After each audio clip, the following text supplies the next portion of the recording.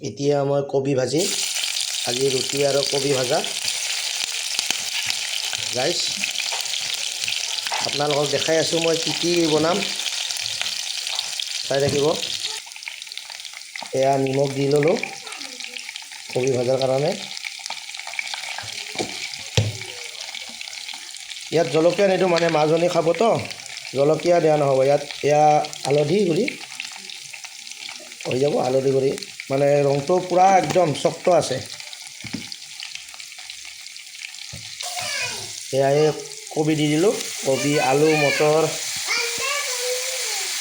দি ল'লোঁ